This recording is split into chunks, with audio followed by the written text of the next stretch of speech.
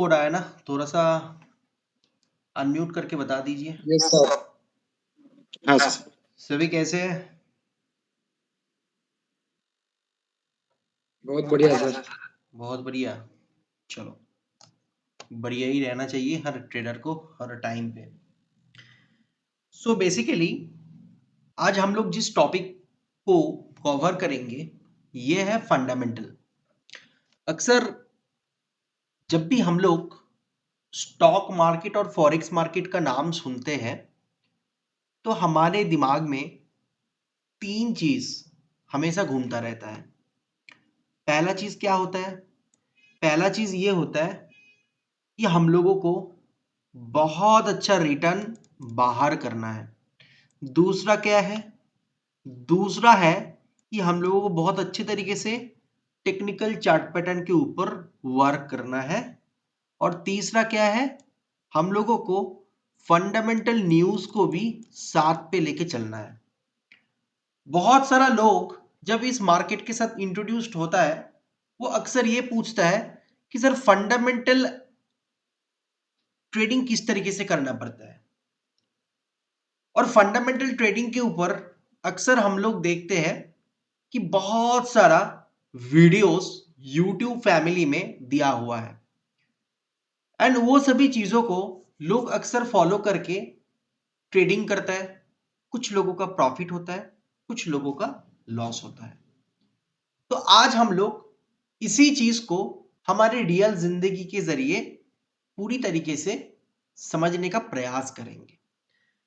So basically जब भी हम लोग फॉरेक्स एंड स्टॉक मार्केट का नाम सुनते हैं कोई कोई लोग तो बहुत घबरा जाता है। ये सोच लेता है भाई वर्क कैसे करें, कौन सा स्ट्रैटेजी के जरिए वर्क करें, किस तरीके से रिटर्न बाहर करें, कौन सा इंडिकेटर को यूज करें, कौन सा टाइम फ्रेम को यूज करें एंड कौन सा फंडामेंटल न्यूज को देख के कौन सा एसेट में इन्वेस्टमेंट करें। जब आप लोगों का फॉरेक्स इंडिया के साथ मुलाकात हुआ था हमने आप सभी लोगों को एक ही चीज बताए थे कि ये मार्केट का दो ही रूल्स होता है। पहला कि जो आपने इन्वेस्टमेंट करे हैं उस इन्वेस्टमेंट अमाउंट को बैंक से ज्यादा रिटर्न बाहर करेंगे। ये अभ्यास रख के आप लोग मार्केट में घुसिए। दूसरा, मार्केट में हमेशा जो टेक्निकल चार्ट पैटर्न्स होता है उसके ऊपर वर्किंग करें। और कौन सा चीज को हम लोग मना करते हैं? पहला मना करते हैं कोई भी इंडिकेटर को देख के आप लोग कभी भी बाय या सेल मत करिए। एंड दूसरा, कभी भी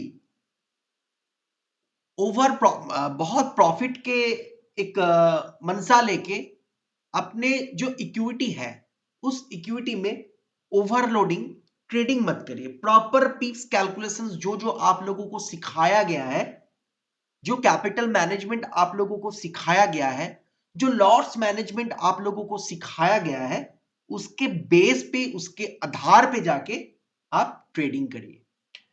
अगर आप YouTube फैमिली पे सर राकेश झुंझुनवाला का कुछ टेस्टिमोनी ढूंढेंगे तो एक टेस्टिमोनी ऐसा मिलेगा जहां पे आज तक या जी न्यूज पे उन्होंने सर जी ने टेस्टिमोनी दे रहे थे मार्केट के ऊपर। तो वहां पे एक चीज कहा था सर ने ये कहा था कि मेरा एक दोस्त कहता है कि राकेश फंडामेंटल में किस तरीके से वर्क करे, फंडामेंटल में किस तरीके से इन्वेस्टमेंट करे। तो मैं अपना दोस्त को कहता हूं भाई फंडा का मेंटल, मुझे तो टेक्निकल के अलावा कुछ आता नहीं है और मैं सोचता हूं तो लॉन्ग टर्म का सोचता हूं, मैं ऑप्शन का सोचता ही नहीं हूं। तो बेसिकली ये जो फंडामेंटल होता है ना ये क्या वर्क नहीं करता, 100% वर्क करता है। मगर इसका जो वर्किंग होता है ये होता है 20%। ये होता है 20% एंड 80% वर्किंग होता है मार्केट का क्या, टेक्निकल एनालिसिस। और ये फंडामेंटल टेक्निकल के साथ कनेक्टेड है। कनेक्शंस का मतलब क्या होता है? कनेक्शंस का मतलब होता है जो मार्केट का टेक्निकल चार्ट पैटर्न्स होता है ये चार्ट पैटर्न्स में हम लोग को बहुत टाइप्स का चार्ट पैटर्न्स देखने को मिला था। तो मैं यहाँ पे थोड़ा सा पूछूंगा, किसको कहाँ याद है? निहार जी मुझे बताइए 2 चार्ट पैटर्न का नाम जो आपको सिखाया गया है। 2 चार्ट पैटर्न जल्दी जल्दी अनम्यूट होके बताइए। हेलो। हाँ बोलिए। हाँ जी सर। 2 चार्ट पैटर्न का नाम बताइए। Double top, double button, head बस एंड बस बस बस शोल्डर, बस बाकी फिर सब भी इन्वर्टेड है, हेड एंड बाकी सब भी शोल्डर। है, बाकी सब भी है। हाँ संदीप जी बताओ, सर। संदीप बताओ। हेलो, हाँ Sandeep good evening sir. Good evening. तुम बताओ, एक का नाम बोलो। Sir head and shoulder, head and shoulder. Head and shoulder. Shubham बताओ एक का नाम। शुभम बताओ। अमित पत्र बताइए। Bullish piercing, bearish piercing. ये तो कैंडल स्टिक का फॉर्मेशंस बताया मैंने, चार्ट पैटर्न का बारे में बोला। Inverted head and shoulder.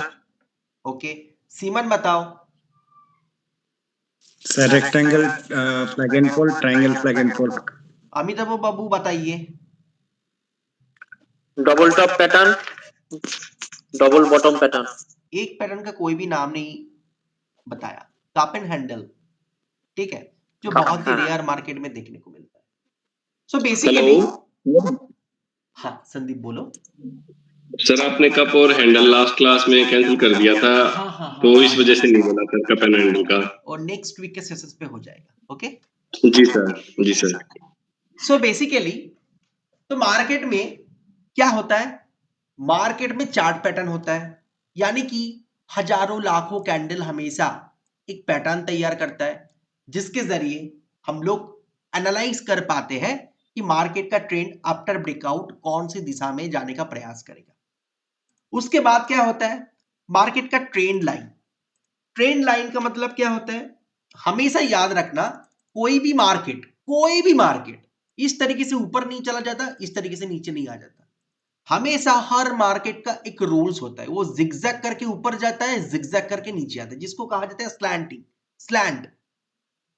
ठीक इसी तरीके से मार्केट में होता है एक सप्लाई डिमांड चैनल। अक्सर हम लोग आज के डेट में हमेशा सुनते हैं कि हम लोग प्राइस एक्शंस का कोर्स करवाते हैं, प्राइस एक्शंस का कोर्स करवाते हैं। क्या आप लोग भी देखे हैं इस तरीके का कोर्स? प्राइस एक्शंस सुना है आप लोगों ने? हाँ या ना, थोड़ा सा एक साथ बोलो। हाँ, प्राइस एक्शन का course. Yes sir, yes sir. तो बेसिकली ये सब उल्लू बनाने के लिए बैठे हुए लोग। प्राइस एक्शन क्या होता है? Supply and demand level. और ये सप्लाई डिमांड लेवल, जिसको हमारे फाइनेंस मार्केट का लैंग्वेज में कहा जाता है सपोर्ट एंड रेजिस्टेंस। रेजिस्टेंस जो होता है वो होता है सप्लाई का लाइन, सपोर्ट जो होता है वो होता है डिमांड का लाइन। तो ये सपोर्ट एंड रेजिस्टेंस में एक चीज होता है जो होता है फ्लिप लाइन, जहां पे सपोर्ट एक बार रेजिस्टेंस पे कन्वर्ट होता है, रेजिस्टेंस एक बार सपोर्ट पे कन्वर्ट होता है। तो इसी लाइन को कहा जाता है मैजिकल लाइन, और यही होता है क्या? वो प्राइस एक्शन। जिस प्राइस एक्शन के हिसाब से अक्सर हर ट्रेडर मार्केट में वर्किंग करते हैं। सो बेसिकली हम लोग ओवरऑल पूरा मार्केट को आप लोगों को सिखाते हैं स्टेप बाय स्टेप। तो ये जब कोई भी मार्केट में कोई टेक्निकल चार्ट पैटर्न, मार्केट में क्या होता है? मार्केट में एक अच्छा सा बाई पोजीशंस पे जा रहा है, अभी बाई पोजीशंस पे जाता जा रहा है, जाता जा रहा है, जाता जा रहा है। तो अभी मार्केट का क्या रूल्स बोला? मार्केट का रूल्स ये होता है, मार्केट अगर 100% ऊपर उठता है तो 40% तो नीचे गिरेगा, अगेन मार्केट ऊपर जाएगा। तो इसी चीज को कहा जाता है स्लैंटिंग या जिगजैग। तो जब ये जिगजैग का बारी आता है तो उस टाइमिंग में कुछ ना कुछ ऐसा न्यूज इंपैक्ट होता है, जिसके जरिए मार्केट को या तो क्रैश पोजीशंस पे लेकर आता है या तो हाई पोजीशंस पे लेकर चला जाता है। और ये फंडामेंटल न्यूज हमेशा हम लोगों को देखने को मिलता है वही चार्ट पैटर्न या सपोर्ट रेजिस्टेंस का एरिया पे आके मार्केट बार बार जब इफेक्ट करता है और आफ्टर ब्रेकआउट मार्केट हाइक करना स्टार्ट कर देता है। तो ये होता है फंडामेंटल के साथ ये टेक्निकल का रिश्ता। अभी सर ये किस तरीके से हम लोग करेंगे? मार्केट तो हमेशा कोई ना कोई लेवल को ब्रेक करते, तो यानी कि हर टाइम पे ये होता है? नहीं गाइस, ये पूरा वर्ल्ड में कहीं ना कहीं हमेशा कुछ ना कुछ न्यूज इंपैक्ट हो रहा है, तो हर न्यूज के रिगार्डिंग मार्केट में इफेक्ट नहीं होता है। हमेशा एक इन्वेस्टर का फोकस होता है लॉन्ग टाइम फ्रेम। मैं आप सब लोगों को डे वन से ये कहते हुए आ रहे हैं कि जब भी हम लोग मार्केट में वर्किंग करेंगे तो हमारा जो पहला मकसद रहेगा कि जीरो रिस्क रेशियो पे हम लोगों को रिटर्न बाहर करना है। जो जो स्ट्रैटेजी, जो जो पैटर्न, जो जो एंट्री एग्जिट आप लोगों को सिखाया जाता है, ये पूरा जीरो रिस्क रेशियो पे होता है। यानी कि अब अगर आपका $1000 या 1000 टका का इन्वेस्टमेंट है मार्केट में, तो आप एकदम प्रॉपर नॉलेज के साथ लॉन्ग टाइम फ्रेम के जरिए पूरा साल में 40% मिनिमम रिटर्न बाहर कर सकते हैं। और बैंक हमको कितना देता है? माइक्रो फाइनेंस का बात करते हैं, मार्च महीने में ऑडिट का टाइम होता है, तो इसीलिए अभी 8.25% दे रहा है, यानी कि 8.25%। और जहां पे आप पूरा सालाना में 40% ग्रो कर सकते हैं, यानी कि आप 5 साल में आप क्या कर सकते हैं? आप अपने अकाउंट पे, आपके इन्वेस्टमेंट पे 200% रिटर्न बाहर कर सकते हैं। This is the power of this stock and forex market. जब आप लोग आपके इन्वेस्टमेंट अमाउंट को बैंक से बेहतर ग्रो करना सीख जाएंगे, उसी लोग को कहा जाता है एक प्रो ट्रेडर। प्रो ट्रेडर उसको नहीं कहा जाता है जो अक्सर हम लोगों को वो देता है ना, मेरा आज $100 का प्रॉफिट हुआ है, मेरा आज $1000 का प्रॉफिट हुआ है, मेरा आज $2000 का प्रॉफिट हुआ है।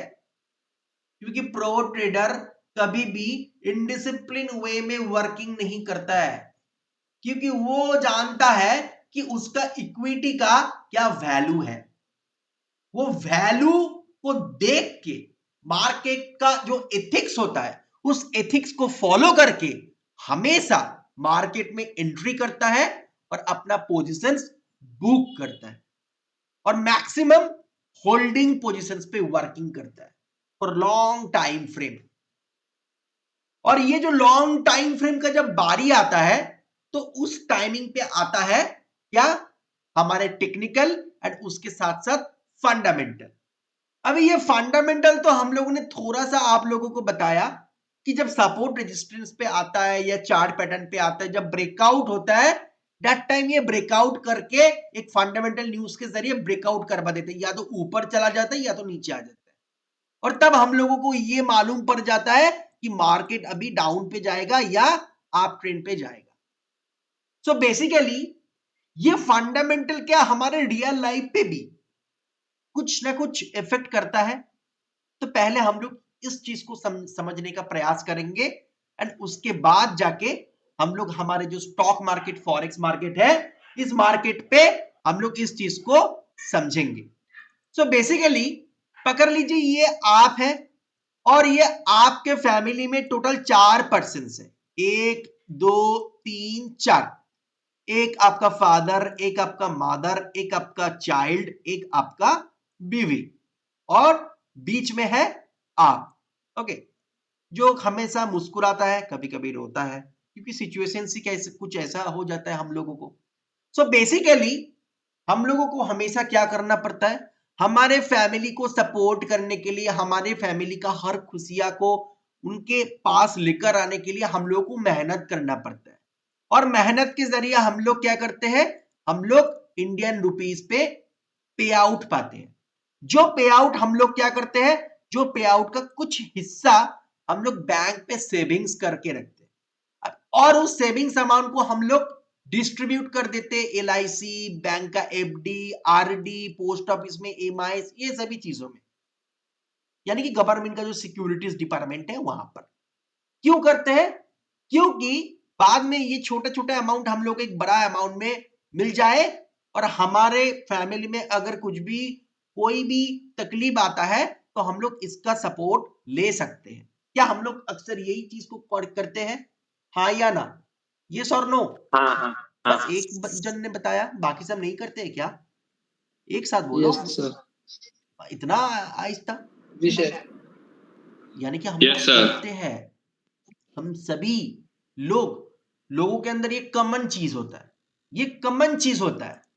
अभी पकड़ लो, मेरा 10 लाख का, मेरा 10 lakhs का टोटल क्या है? सेविंग है, एसवी। मेरा 10 लाख का टोटल सेविंग है। अभी खुदा ना करे मेरा बाबा का या मम्मी का या मेरा बच्चे का कुछ प्रॉब्लम हो गया, या शरीर का कुछ तकलीफ हो गया, तो डॉक्टर ने क्या बोला?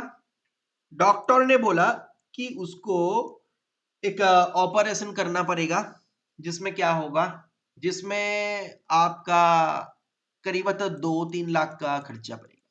ठीक है, 2 से 3 लाख का खर्चा पड़ेगा।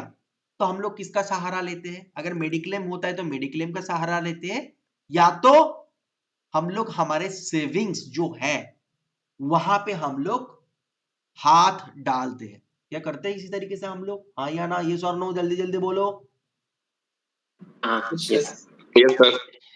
तो हम लोग क्या जानते हैं कि हमारे बच्चे का या हमारे माता का या हमारे पिता का या हमारे, मैं भी शादीशुदा नहीं हूं, मगर यहाँ पे कोई अगर शादीशुदा है तो हमारे बीवी का कुछ हो सकता है। हम लोग पहले से जानते हैं, मगर हम लोग पहले से क्या करते हैं? पानी मैनेजमेंट करके रख देते हैं, ताकि कोई भी इशू हो हम सपोर्ट प्रोवाइड कर पाए। और वो जो डॉक्टर जी ने बताया कि आपका बेटा को ये तकलीफ हुआ है, ये हेल्थ इशू हुआ है, तो वो क्या हुआ? हमारे फैमिली में एक नया न्यूज, एक नया रिपोर्ट, हेल्थ रिपोर्ट, जिसको कहा जाता है फंडामेंटल रिपोर्ट। अब ये फंडामेंटल रिपोर्ट में क्या हुआ? ये फंडामेंटल रिपोर्ट में हमारे बच्चे का हेल्थ का इशू हुआ, तो हमें उसको ठीक करना है। उसके रिगार्डिंग हम लोगों को 2 से 3 लाख का खर्चा करना है। यानी कि हमारा जो सेविंग्स था, उस सेविंग्स में क्या हुआ? असर पड़ेगा या नहीं पड़ेगा? यस और नो? हाँ या ना? पड़ेगा, यस पड़ेगा। पड़ेगा। Yes, sir. तो इस चीज को कहा जाता है फंडामेंटल न्यूज। यहाँ पे क्या हुआ? फंडामेंटल में एक बैड न्यूज आया हेल्थ के ऊपर, इसीलिए मेरा सेविंग्स में असर पड़ा। 10 लाख का था, वो 3 लाख का एक्सपेंस हुआ। Sorry so sorry guys. तो 10 लाख में मेरा अभी इक्विटी 3 लाख एक्सपेंस बाहर करके 7 लाख टोटल है, 7 लाख टोटल मेरे पास है। तो ये गया एक बैड इंपैक्ट। अभी चलो, मैं और मेरा दोस्त संदीप का 10 लाख का डिपॉजिट है, टोटल सेविंग्स है। अभी संदीप और नितिन थोड़ा, कल संडे का मौसम है, संडे में क्या किया, थोड़ा दिल्ली का बहुत अच्छा बढ़िया सा पार्क में घूमने के लिए गया। ठीक है, और पार्क के पास ही एक लॉटरी का दुकान था। वो बीबी का वाइन्स में एक था ना, नया एपिसोड लॉन्च हुआ था, बहुत अच्छा लगा था। आप लोग क्या देखे या नहीं देखे जानते नहीं है, ढिंडोरा, आप लोग जरूर देखना। ठीक है, बीवी हम लोगों को टाका पैसा नहीं देता है, मगर देखना और सीखना उस चीज को। तो बेसिकली उसने सोचा कि भाई मैं ढिंडोरा पे देखा भुवन बाम का पिताजी ने एक लॉटरी खरीद लिया और करोड़पति बन गया, चलो हम भी 200 रुपया डाल देते हैं और एक लॉटरी का टिकट खरीद लेते हैं, जिसका अमाउंट है 2 लाख, 2 lakhs। अगर आया तो बहुत बढ़िया, अगर नहीं आया तो 200 तो गया मेरा। तो संदीप ने क्या किया? संदीप ने 200 टक्का खर्चा करके वो टिकट को खरीद लिया, और वो टिकट का 2 दिन बाद अनाउंसमेंट हुआ, वाओ कॉन्ग्रेचुलेशन संदीप मेहरा कि आप 2 लाख का फर्स्ट प्राइज जीत गए, आप विनर हो गए, आप विजेता हो गए। तो क्या हुआ? एक फंडामेंटल रिपोर्ट हुआ, उन्होंने एक तुक्का लगाया था लॉटरी में और उन्होंने वो पैसे को अर्न कर दिया। तो यहां पे क्या हुआ? यहां पर भी एक फंडामेंटल का न्यूज हुआ, जहां पे उसका पैसा आया, उसके पैसा उसके पास आया। तो यही चीज तो फंडामेंटल न्यूज होता है। अभी सर क्या कह रहे हैं आप? कहां स्टॉक मार्केट, कहां फॉरेक्स मार्केट, और कहां ये रियल लाइफ का छोटा छोटा चीज? यहीं पे इंसान गलती कर बैठता है, क्योंकि इंसान को दिखाया जाता है किसी और दुनिया, मगर दुनिया है कुछ अलग सा, क्योंकि ये जो फाइनेंस मार्केट जो वर्चुअली लॉन्च किया गया है, किसके माइंड से आया है? ह्यूमन माइंड से। तो ह्यूमन माइंड जिसको क्रिएट किया है, कहीं ना कहीं तो कॉपी करके क्रिएट किया है भाई। तो ये कॉपी कहां से किया? हमारे रियल जिंदगी, रियल बिजनेस से ही कॉपी किया। और ये पूरा मार्केट ना हम लोगों के ये जिंदगी के साथ जुड़ा हुआ है। तो अगर हम लोगों को इस मार्केट से पैसा बनाना पड़ेगा, तो हम लोगों को जिंदगी का जो अर्थ है, जो हमारे डेली हमारे नजर के अंदर जो जो चीज घटित हो रहा है, वो सभी चीज को देखना पड़ेगा, नोट करना पड़ेगा, एंड उसका बेस पे हम लोगों को एक रिपोर्ट खुद से तैयार करना पड़ेगा। और वही रिपोर्ट होता है फंडामेंटल का रिपोर्ट, जो प्रेडिक्शन होता है।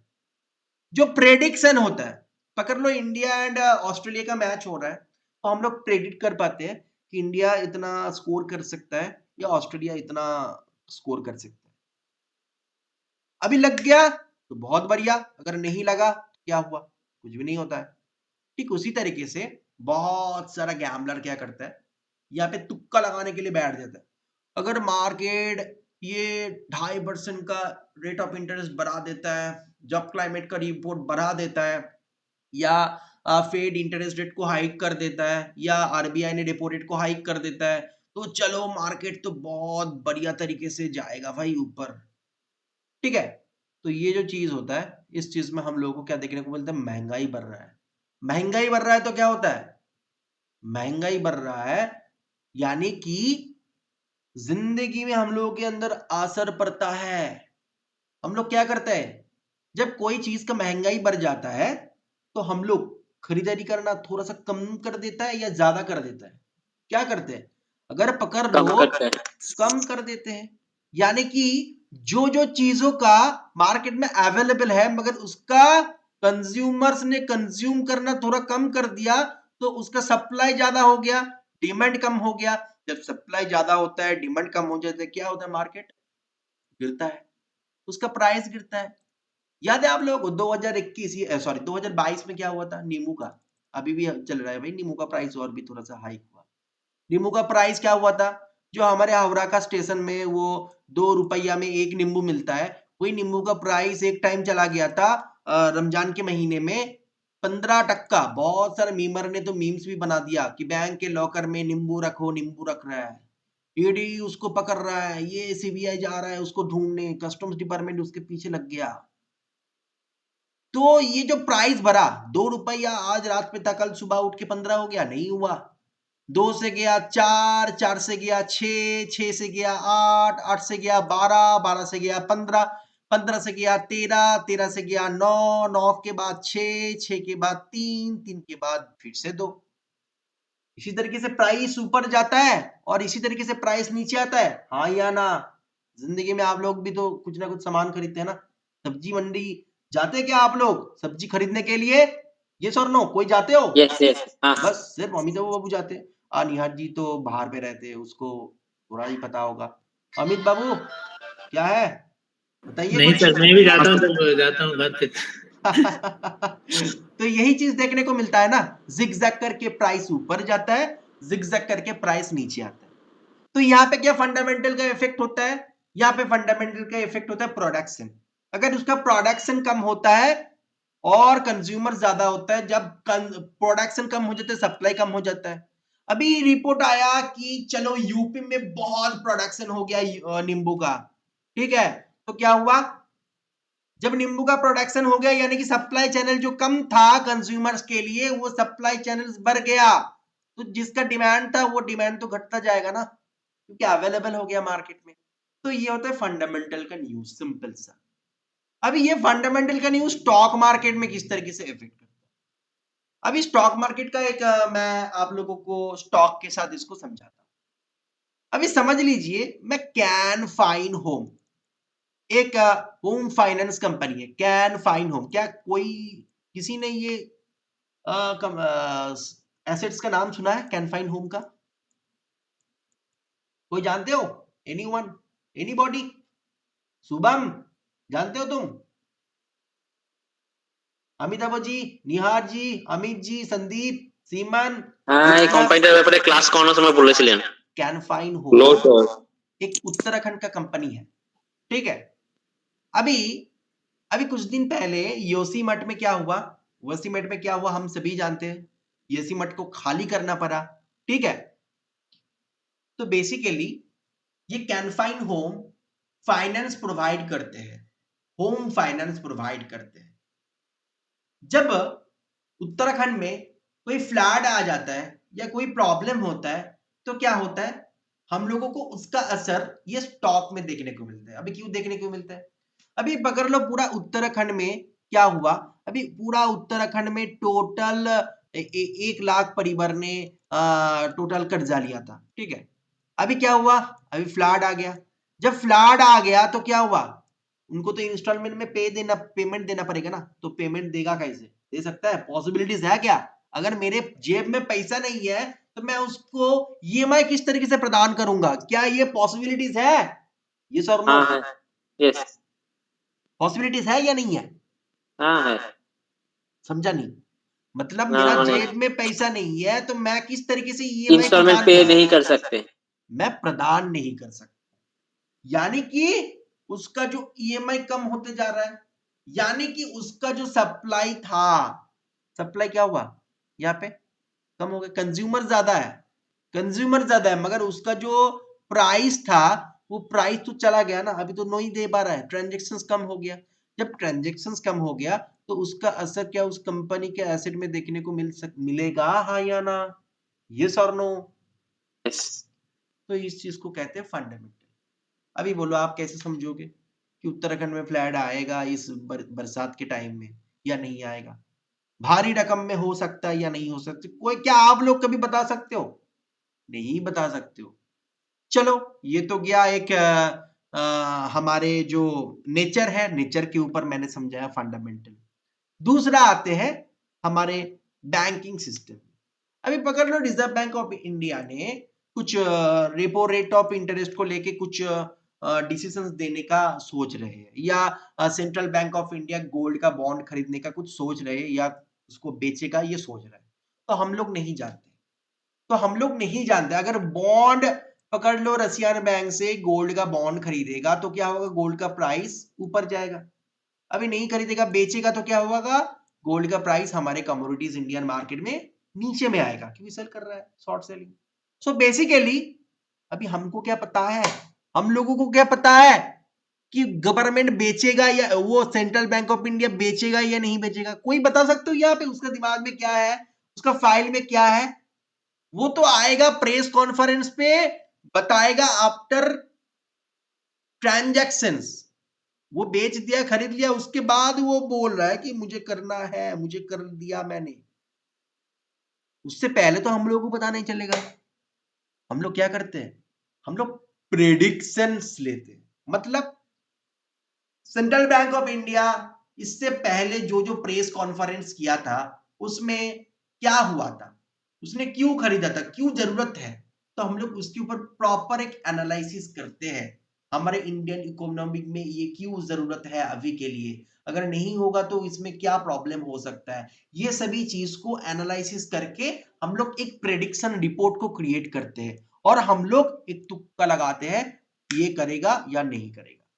क्लियर हो रहा है सबको, मैं जो समझा रहा हूं आप लोगों को समझ पे आ रहा है? Yes sir. Yes, yes, Yes, sir. तो ये जो बहुत सारे लोग कहते हैं ना फंडामेंटल न्यूज से पहले मार्केट ये हो जाएगा, मार्केट वो हो जाएगा, भाई कोई नहीं बता सकता है।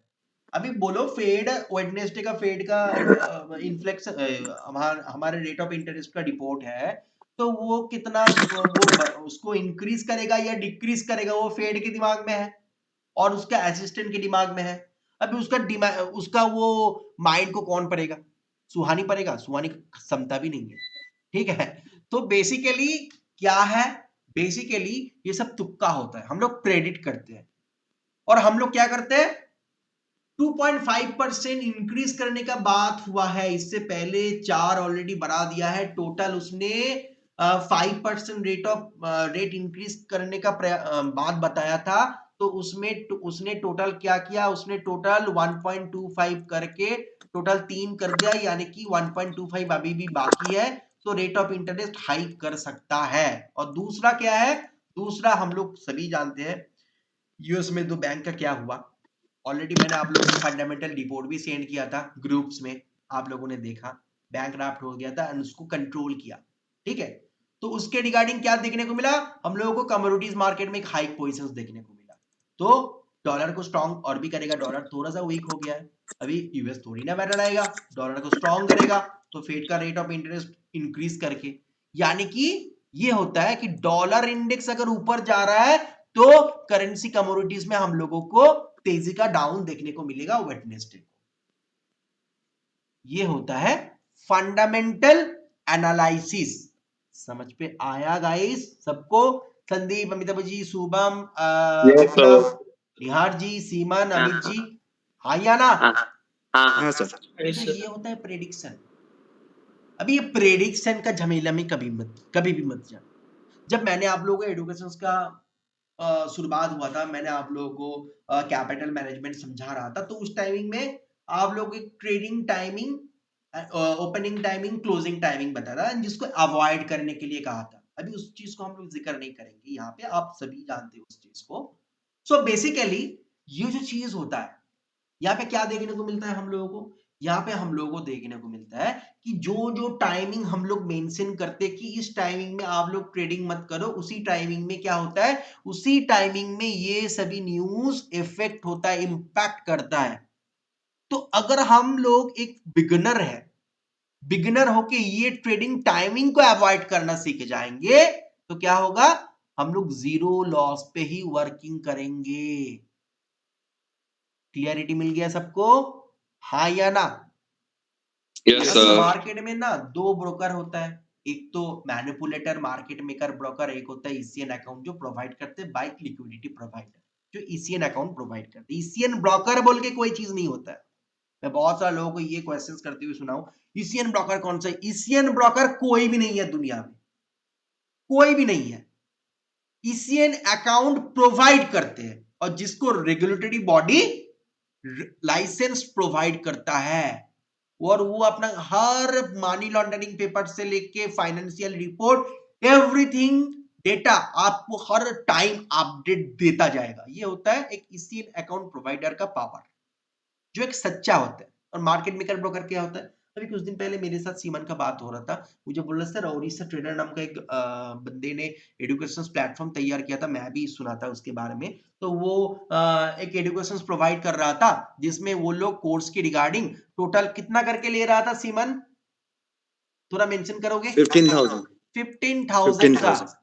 और वो लोग क्या कमिटमेंट कर रहे थे, आप 2 मंथ के अंदर ट्रेडर बन जाओगे। मैं गाइस कभी भी आप लोगों को बताता हूं, कोई यहाँ पे 5 मंथ्स का कोर्स कंज्यूम करते, कोई 1 ईयर्स का। मैं कभी भी बताता हूं कि आप 6 महीने में प्रॉपर तरीके से एक ट्रेडर बन जाओगे। मैं हमेशा कहता हूं आप एक इन्वेस्टर बन सकते हो, बट ट्रेडर नहीं। ट्रेडर बनने के लिए आप लोगों के अंदर क्या होना बहुत जरूरी है? स्किल होना बहुत जरूरी है। और ये स्किल कैसे आएगा? कोई नहीं दे सकता है। जो आप लोगों के अंदर ज्ञान मिल रहा है, आप उसको प्रैक्टिस करते हुए जा रहे हैं, तो वो जितना टाइम, जितना एफर्ट आप लोग मार्केट में एवरी डे प्रोवाइड करोगे, टाइम स्पेंड करोगे, वही होगा स्किल, और वही स्किल आपको ट्रेडर में कन्वर्ट करेगा। ये दोगलापन होता है। बाकी सब लोग क्या करते हैं, दोगलापन गिरी करता है कि भाई, क्योंकि लोगों के अंदर तो ग्रीड होता है ना, कहां पे मुझे सबसे जल्दी ट्रेडर बना सकता है, और हम लोग झुक जाते। ठीक है, 1.5 लाख 2 लाख, नीम्स का 1,80,000, वेल जेनिस का 1 लाख फॉरेक्स सीखने के लिए पेमेंट कर देते हैं, और बाद में क्या होता है, ना तो हमारे स्किल तैयार होता है, ना तो नॉलेज सही से पाते हैं। तो ये सभी प्रॉब्लम होता है। तो हमेशा याद रखना पड़ेगा, आप इन्वेस्टर बन गए हैं, मगर ट्रेडर वो खुद बनता है। और ट्रेडर बनने के लिए इंस्ट्रक्शंस जो जो हम लोगों ने आप लोगों को हर एडुकेशन टाइम में बता रहे हैं, नोटिंग करने के लिए, उस चीज के जरिए आप ट्रेडर बन सकते हो।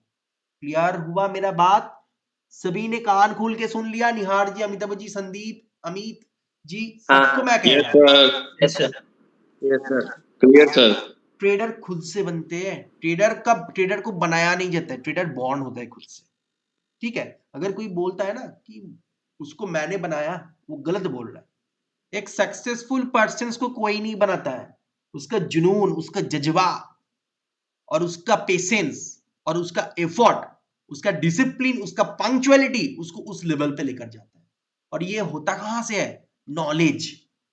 जो नॉलेज आप लोगों को मिल रहा है और अभी आप लोगों को करना क्या है? वो प्रैक्टिस प्रैक्टिस प्रैक्टिस।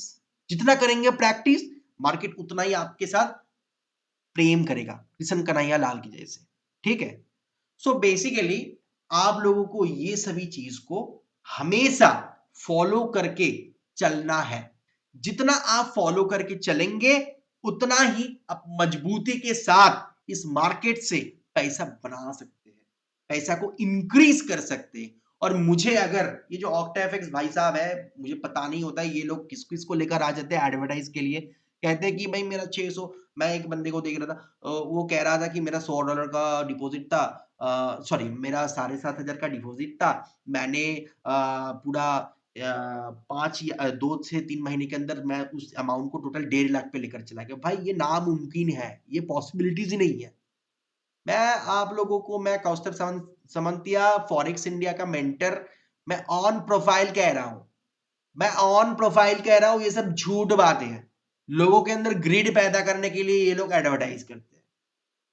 तो लोगों को तो ज्यादा पैसा चाहिए ना, और ज्यादा पैसे के लालच में कहीं भी घुस जाते हैं और पैसे को लॉस्ट करके आ जाते हैं और घर में बोलते हैं भाई ये मार्केट ने मेरे को निकल दिया, मेरा कुछ भी ये नहीं था, मंशा नहीं था, मार्केट ने निकल लिया मेरे को। खुद ने खुद को निकल लिया ये नहीं कहते हैं। तो सीख पाए आप लोग मैं क्या कहने का प्रयास आप लोगों को बार बार करता हूं, और आज भी मैंने हाईलाइट किया। हाँ या ना? यस और नो? यस। तो ये होता यस है। सर। हाँ बोलो संदीप, बोलो संदीप, बोलो। सर वो आप पूछे तो उसका यस जवाब दिया सर। अच्छा अच्छा अच्छा, तो ये होता है जी सर। Fundamental analysis.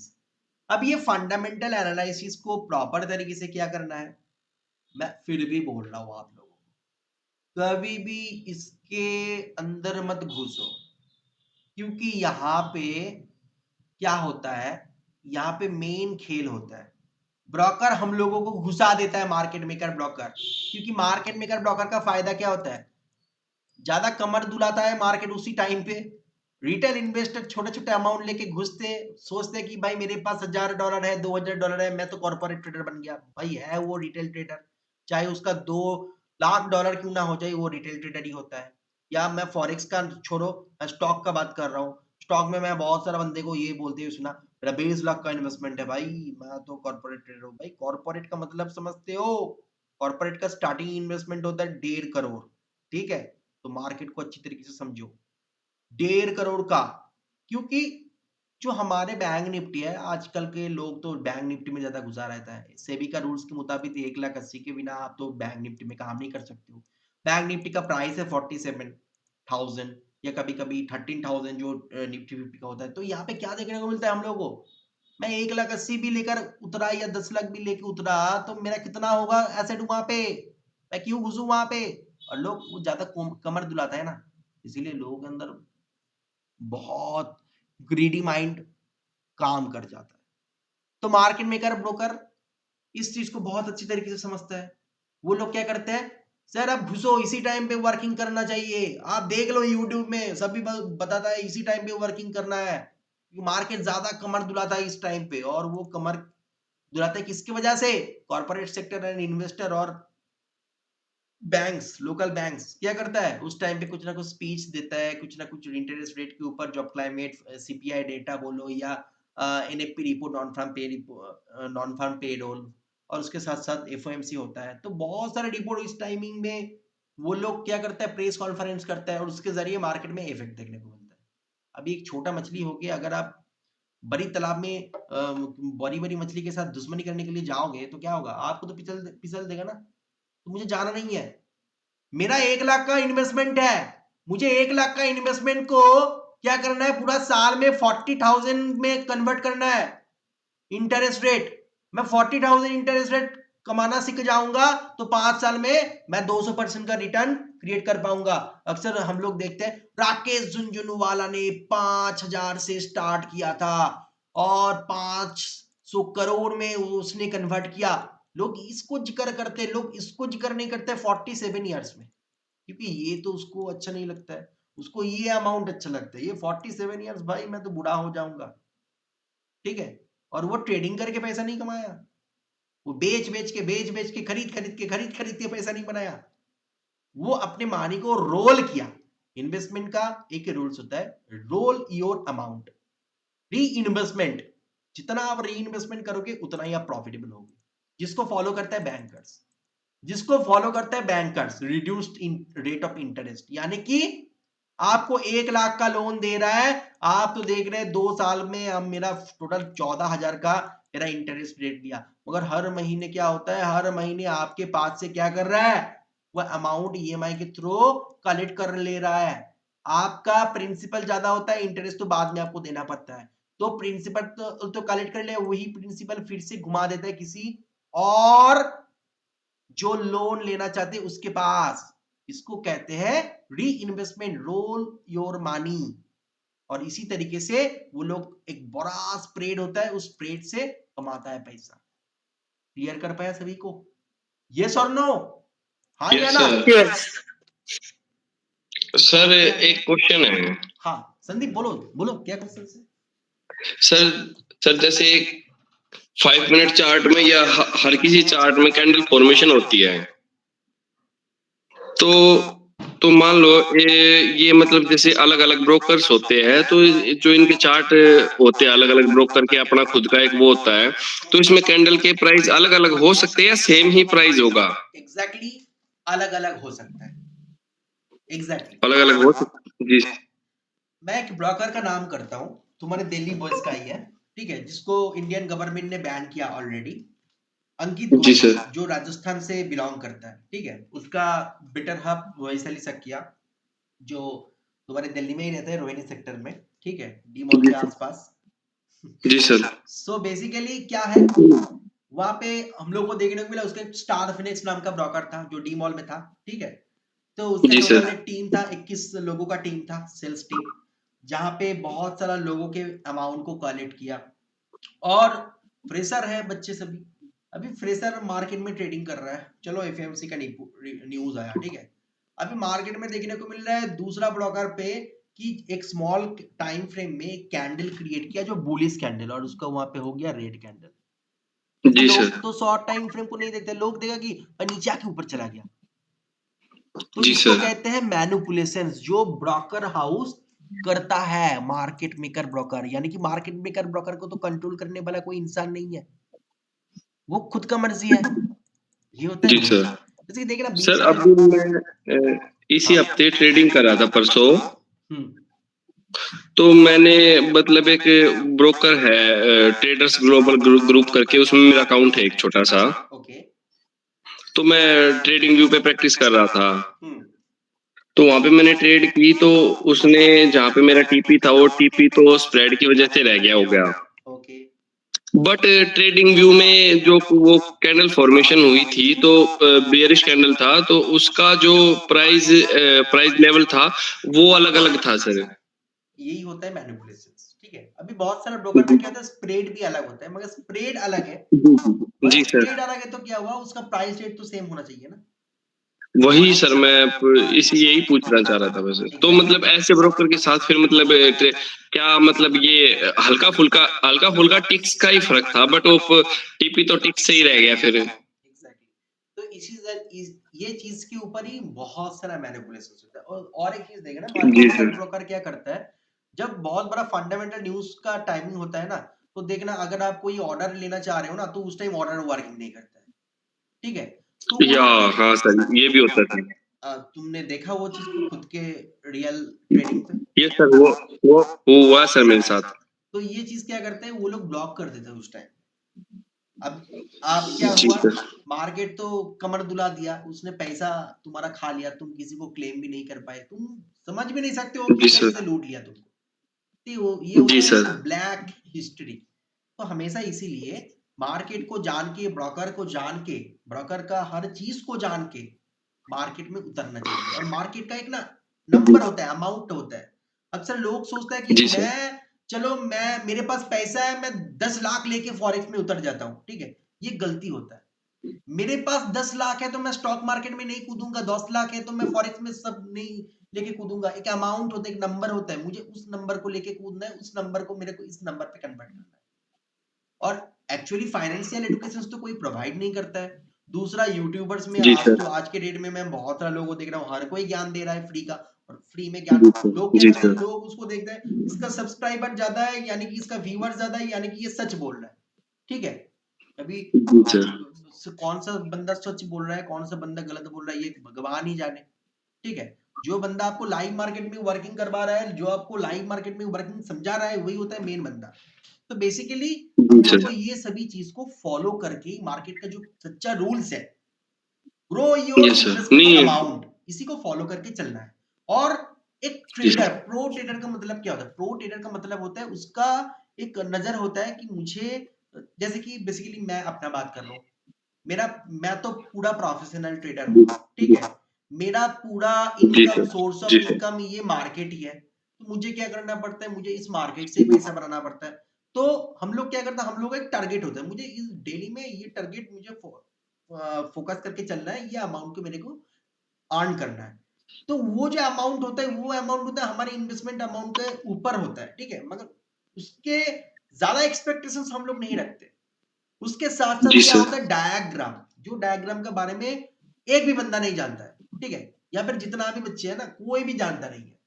जिस तरीके से हर्षद मेहता, जिस तरीके से विजय केडिया, राधाकृष्णन दमानी, वारेन बफेट, राकेश झुंझुनवाला, हर जो बड़े लोग इन्वेस्टर्स आज नाम कमाया है, पैसा कमाया है, डायग्राम के बदौलत ही कमाया है। डायग्राम के बिना इस मार्केट में तुम ना तो 50,000 अर्न कर पाओगे, ना तो 1 लाख अर्न कर पाओगे। मैं अब तुम लोगों को गारंटी के साथ बता रहा हूं। और जी डायग्राम सर। भी तुम लोग को एडुकेशन में हम लोग सिखाते हैं, डायग्राम को समझो, डायग्राम के ऊपर फोकस करो और उसको फॉलो करके स्टेप बाय स्टेप चलो और स्लोली चलो, क्योंकि जी सर। स्लो सक्सेस हमेशा स्लो तुम्हारा स्टेप सक्सेस के पास लेकर जाएगा। और अगर तुम फर्स्ट सक्सेस पे करोगे, ईगो आ जाएगा। ओवरनाइट सक्सेस में तुमको वो रेत के जो ये होता है ना, घर होता है ना, हम लोग जब जी समुद्र सर। किनारे जाते हैं यस तो क्या सर। होता है, पानी जब आता है तो उसको पूरा रेत को पूरी तरीके से नीचे में गिरा देता है। तो उसी तरीके से होता जी है, सर। ईगो जी क्रिएट हो सर। जाता है। तो हमेशा हम लोगों को प्रॉपर नॉलेज के साथ, प्रॉपर डायग्राम के साथ, प्रॉपर स्ट्रैटेजी के साथ, स्ट्रैटेजी का मतलब ट्रेडिंग स्ट्रैटेजी नहीं, वर्किंग स्ट्रैटेजी यस को सर। फॉलो करके मुझे चलना है। और मुझे घर में बैठ के पूरा टीम वर्क करके 50 to 60,000 का अर्निंग करना है। क्लैरिफाई कर जी पाया सर। संदीप? यस सर, बिल्कुल। Thank you so much sir. Most welcome. ये मेरा फर्ज होता है कि हमारे जी सर। हर बच्चे को, इंस्टीट्यूट के बच्चे को पूरा सब कुछ सिखाया जाए और वो लोग भी बहुत आगे पहुंचे। हमारे टाइम पे तो यस भाई सर। हम लोगों को तो सपोर्ट करने वाला कोई नहीं था। 100% ठीक बात है सर आपकी। ये मतलब मुझे यकीन हो रहा है सर धीरे धीरे मतलब रियलाइजेशन और मतलब सारी चीजें जो मैं देख रहा हूँ अपनी आंखों से, तो वो तो सर 100% यकीन है कि आपकी बात ठीक होती है हमेशा। देखो, सबसे ज्यादा stock market and forex market को लेके इंडिया में स्कैम हुआ है कहाँ पे जानते हो? नंबर 1 पोजीशन पे है हमारे दिल्ली, ठीक है, जी सर। नंबर 1। सेकंड है राजस्थान, जी सर। सेकंड है राजस्थान। थर्ड जो है वो है एमपी। ओके। जी सर। एक जमाने में महाराष्ट्र, ठीक है, मुंबई था सबसे ज्यादा स्टॉक मार्केट ट्रेडर का घर। आज के डेट में सबसे ज्यादा स्टॉक मार्केट बोलो, फॉरेक्स मार्केट बोलो, इसका इन्वेस्टर कहां पे है जानते हो? कोई भी जानता है यहाँ पे? कोई भी, एनीवन? दिल्ली में होगा सर। नो। कोई भी जानते हो? Nihar ji, Amitabh ji, Amit ji, Shubham, Seeman? Sir, West Bengal. कहां पे? yes, Sir, West Bengal. No no no, Gujarat, हाँ। ठीक है। आज स्टॉक मार्केट का सबसे ज्यादा घर घर में इन्वेस्टर है गुजरात। वो लोग पैसा बनाना जानता है। समझ गए आप लोग? जी सर। भाई सर बंगाल से है तो इसका मतलब क्या हुआ वेस्ट बंगाल? कुछ भी बता रहे हो नहीं भाई। सर, नहीं सर, मैं सर पहले आप बताए थे ये वाला गुजरात का बात बोले थे, जो घर में ट्रेडर रहता है गुजरात में। बंगाल किस लिए फेमस है जानते हो? मनी मार्केट के रिगार्डिंग। यहाँ पे हर बंदे ना क्या करना मन- चाहता है, मुझे 100% मैंने इन्वेस्टमेंट किया, मुझे डेली का मुझे हर महीने का 100% मिलेगा, यानी कि पैसा डबल वाला वो हेरा फेरी, पैसा डबल 20 दिन में, ठीक है। तो बेसिकली इसीलिए बंगाल क्या होता है, स्कैम की जगह में फास्ट होता है। समझ चुके हो? कभी भी कोई बंगाल का बंदा आपको बोल रहा है ना कि भाई तुम 100% डिपॉजिट करो, मैं तुमको 100% प्रॉफिट करवा दूंगा, कभी भी विश्वास बात करना भाई, ठीक है। सिर्फ बंगाल का बात नहीं है, हर जगह का, हर जगह में ऐसा होता है, ठीक है। ओके, और किसी का कुछ क्वेरीज है? Anybody any queries? Thank you so much sir. Most welcome Sandeep. Nihar ji, कोई क्वेरीज है आपको? नहीं सर। समझ पे आया ना निहार जी? जी sir. Okay, Amitabh ji any queries? ना ना ठीक है sir. Okay, Shubham any queries? Shubham? No sir, no sir, Seeman any queries? No sir. अरे शुभम, मैंने तुमको 1986 में भी पोजीशंस दिया था, वो पोजीशंस को तुमने लगाया नहीं भाई, क्या करते हो? अच्छा सर तुमको मैंने 1986 का भी पोजीशंस दिया था। 1986 सर, ठीक है, सर याद नहीं अभी है। उसको रखो, अभी उसको रखो, अभी मैं बताऊंगा, परसों मार्केट ओपन होने दो। ओके, जी सर। अमित जी आपका एनी क्वेरीज? হ্যাঁ স্যার, বলছিলাম স্যার আমাদের যে স্যার মানে ফেডের যে মিটিং গুলো আছে, জিডিপি রিপোর্টের স্যার যে স্যার নামগুলো আছে একটু স্যার বলবেন, স্যার নোট করবো আর কি। কোনটা কোনটা বলো তো? জিডিপি রিপোর্টের। আচ্ছা, মানে আপকামিং উইকসে যেই রিপোর্টস গুলো আছে বলছো? হ্যাঁ হ্যাঁ হ্যাঁ, আচ্ছা, ওইটা আমি পাঠিয়ে দেবো, ঠিক আছে। ঠিক আছে স্যার, হ্যাঁ, মানে অনেকগুলো হয়তো আমাকে দেখতে হবে, অতগুলো তো মনে থাকে না। ঠিক আছে। ওকে, আর মেনলি স্যার আমি বলতে চাইছিলাম স্যার কি কি হয় আর কি মার্কেটে, মানে জিডিপি যেরকম মানে রেজাল্ট বেরোয়, রেপোর্টেড রেজাল্ট বেরোয়, হুম, এরকম আর কি। देखो मेनली हिंदी में बोलिए। देखो ये हाँ, जितना भी रिपोर्ट अनाउंसमेंट होता है ना, अभी पकड़ लो सब, ये जितना भी करेंसीज पेयर्स होता है, मेजर करेंसी पेयर्स, यानी कि जीबीपी हाँ, UST, euro USD, Audi USD, Audi USD, तो ये सभी पेयर्स के अंदर हम लोगों को कौन सा पेयर्स कनेक्टेड देखने को मिल रहा है? Benchmark USD. ओके, हाँ, अभी यूएसडी का ये जो यूएसडी मतलब क्या होता है? Dollar index. डॉलर इंडेक्स अगर ऊपर जाता है तो बाकी ये सभी करेंसी पेयर्स नीचे आता है। डॉलर इंडेक्स अगर नीचे आता है तो बाकी ये सभी करेंसी पेयर्स ऊपर जाता है। क्लियर कर पाया?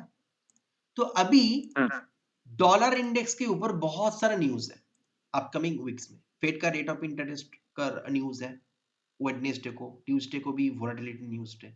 तो उस न्यूज में अगर डॉलर इंडेक्स स्ट्रांग हो जाता है तो क्या होगा? इसका मतलब बाकी सभी करेंसी पेयर्स डाउन ट्रेंड पे आएगा विद कमोडिटीज। क्लियर कर पाया? हाँ, ओके, तो ये होता है मेन। अभी ये फंडामेंटल जो प्रेडिक्शंस कि क्या हो सकता है वो होते हैं प्रीवियस जितना भी रिपोर्ट्स है, वो सभी रिपोर्ट्स को देखना पड़ता है।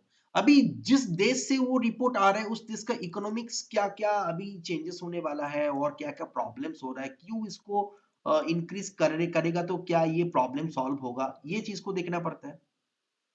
अगर ये प्रॉब्लम सॉल्व होता है यानी कि वो रेट ऑफ इंटरेस्ट को हाइक करता है तो यानी कि डॉलर स्ट्रांग होगा, बाकी सभी करेंसी पेयर्स डाउन पे आएगा। ओके, तो ये होता है प्रेडिक्शन। हम लोग क्या करते हैं? उसको प्रॉपर एनालिसिस करते हैं। क्लियर हुआ? हाँ, বুঝতে পেরেছো? हाँ, हाँ, ওকে, আর কোনো কোয়েরিজ আছে অমিত বাবু? না, ओके, सो गाइस चलो आज का टॉपिक यही तक का है। फिर से आप लोगों के साथ नेक्स्ट वीक पे मुलाकात होगा। एडुकेशन टाइमिंग में सभी लोग on time education class join कर जाना हमारे फॉरेक्स इंडिया ऐप में। और कोई भी तकलीफ हो, कोई भी क्वेरीज हो, आप लोग चैट बॉक्स में भी चैट कर सकते हैं और उसके साथ साथ सपोर्ट में भी आप लोग मैसेज कर सकते हैं, हम लोग बता देंगे आपको। ओके, ठीक है, Yes, sir. Okay, so Thank चलो, you. Bye bye, good night to everyone, good night sir. Good night. Good night